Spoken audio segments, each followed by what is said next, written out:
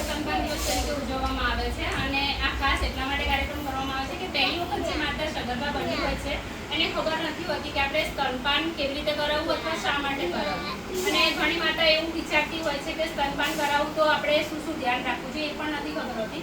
તો આપણે આજે તમને થોડીક એવી માહિતી આપવાના છે કે સ્તનપાન શા માટે કરાવવું, કેવી રીતે કરાવવું અને એના ફાયદા શું છે.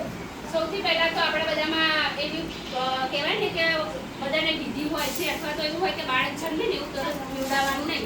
ઘણા લોકો એવું કરતા હોય કે બાળક તરત ધાવે નહીં, તો ગોળનું પાણી કે મધ કે એવું ચખાડતા હોય છે, તો આપણે એવું ચખાડવાનું નથી. બાળકને ફક્ત ને ફક્ત 6 મહિના સુધી ધાવણ જ આપવાનું છે અને બાળકને બને એટલું પહેલાં જન્મે એવું તરત જ ધાવણ આપો તો એના માટે ખૂબ સારું છે. અને 1 કલાકની અંદર જે ધાવણ આપો છો અને પીળું અને ઘટ્ટ કલરનું જે ધાવણ આવે છે એમાં કોલેસ્ટ્રોલ હોય છે જે તમારા બાળકને રોગ પ્રતિકારક શક્તિમાં ખૂબ વધારો કરે છે અને બાળકને દરેક રોગો સામે રક્ષણ આપે છે. બાળકને 6 મહિના સુધી ધાવણ ઉપરાંત કંઈ પણ આપવાની જરૂર નથી. એનામાં એટલું બધું પોષણ છે કે બાળકને તમે ઉપર કંઈ પણ ના આપો ને તો બાળકના ધાવણ માતાના ધાવણમાં બાળકના ધાવણમાંથી બધું જ મળી રહે છે.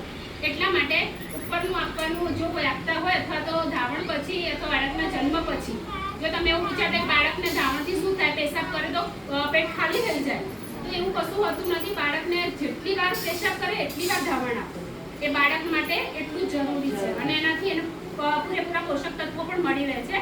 એ કુદરતી દેન છે આપણને માતાની, બરાબર છે. એટલે એવું ક્યારેય કરવું નહીં કે બાળકને આ નથી તો લાવું થોડું ઉપરનું દૂધ પીવડાવું, એ ક્યારેય પીવડાવવું નહીં, કારણ કે બાળકને રોગ થવાની શક્યતા પણ રહે છે. એટલે બને ત્યાં સુધી બાળકને 6 મહિના સુધી ફક્ત